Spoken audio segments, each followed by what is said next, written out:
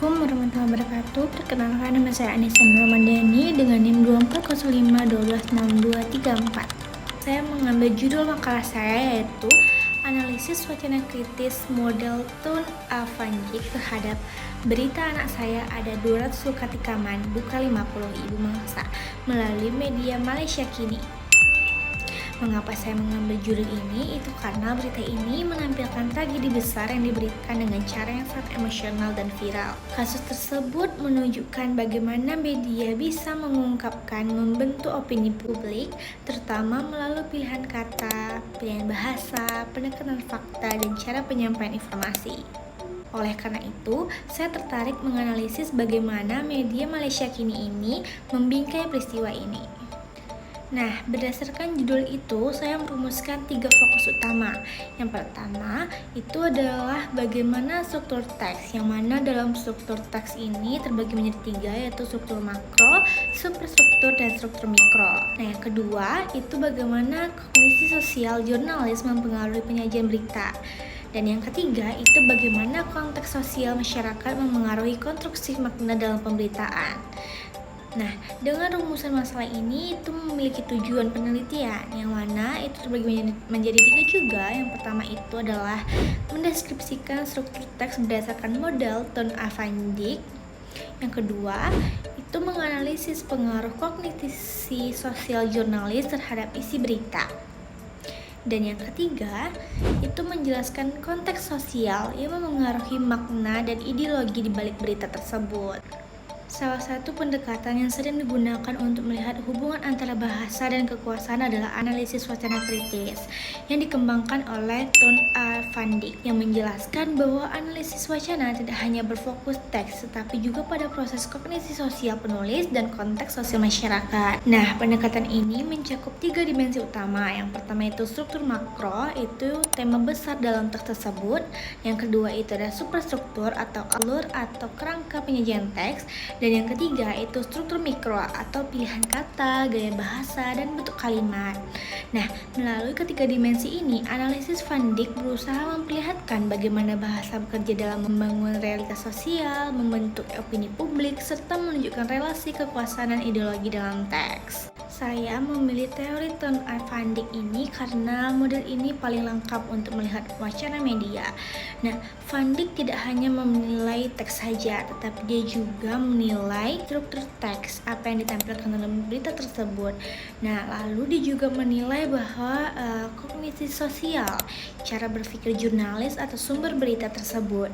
Nah, yang ketiga itu adalah konteks sosial, situasi masyarakat saat berita itu diproduksi. Dengan 3 lapisan itu, analisis menjadi lebih komprehensif sehingga saya sebagai peneliti bisa melihat bagaimana realitas tragedi ini dibangun oleh media, bukan hanya disampaikan secara adanya. Pendekatan dan jenis penelitian ini menerapkan pendekatan kualitatif melalui metode analisis wacana kritis atau AWK.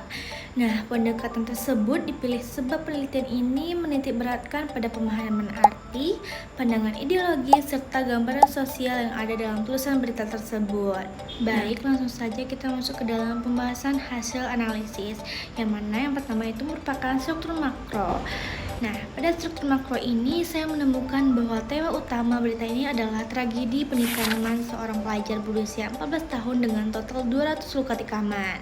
Nah, tema tersebut tidak hanya mengangkat kejadian kriminal yang terjadi di sekolah, tetapi juga menyoroti klarifikasi dari pihak keluarga mengenai informasi yang salah beredar dari media sosial tersebut. Selain itu, berita ini juga menampilkan penyelidikan oleh pihak kepolisian serta respon dari tokoh publik. Poin kedua yaitu merupakan superstruktur. Nah, pada bagian superstruktur ini saya melihat bagaimana alur berita disusun secara runtut sesuai pola penulisan berita. Baik, yang pertama itu ada judul berita, yang mana judul berita ini sudah langsung menonjolkan sisi emosional ibu korban dengan menekankan jumlah luka tikaman yang sangat besar, yaitu 200 tikaman bukan 50 tikaman. Kedua, itu ada lead atau paragraf pembuka penyampaian inti tragedinya, yang mana seseorang pelajar ini meninggal akibat ditikam oleh teman sebayanya. Dan yang ketiga, itu ada story, yang mana itu isi berita menjabarkan kronologi kejadian secara lebih rinci seperti bagaimana pelaku melompat ke dalam toilet dan mengunci pintu, lalu menikam korban berkali-kali. Selanjutnya itu adalah struktur mikro. Nah, dari analisis mikro ini saya menemukan beberapa hal penting. Yang pertama, diksi. Yang mana diksi ini merupakan berita menggunakan kata-kata yang membawa muatan emosional sangat kuat seperti kata menikam, melarikan diri, dan cinta tidak terbalas. Nah, selanjutnya yang kedua itu adalah koherensi. Nah, koherensi dalam teks sangat terlihat dari cara jurnalis menyusun kronologis kejadian, lalu mengaitkannya dengan klarifikasi ibu korban dan penjelasan kepolisian.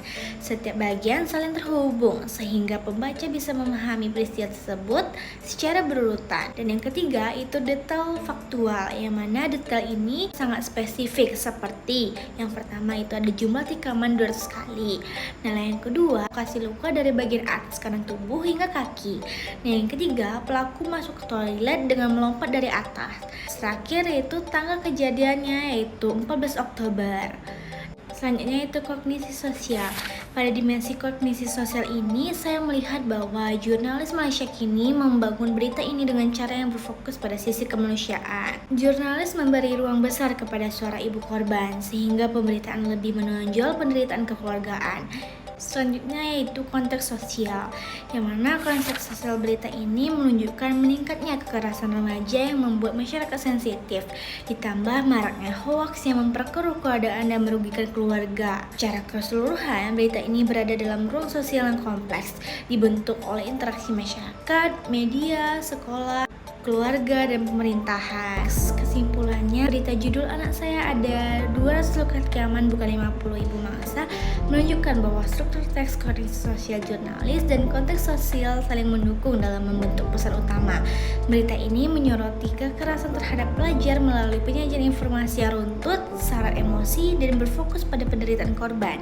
Sudut pandang jurnalis yang menekankan empati tampak dalam pemilihan narasi dan bahasa, sehingga pembaca tidak hanya menerima fakta, tetapi juga diajak merasakan sisi kemanusiaan peristiwa tersebut. Dalam konteks meningkatkan kekerasan remaja, media memikai berita ini untuk menggugah kepedulian publik dan menegaskan pentingnya peran bersama dalam mencegah kekerasan di lingkungan sekolah.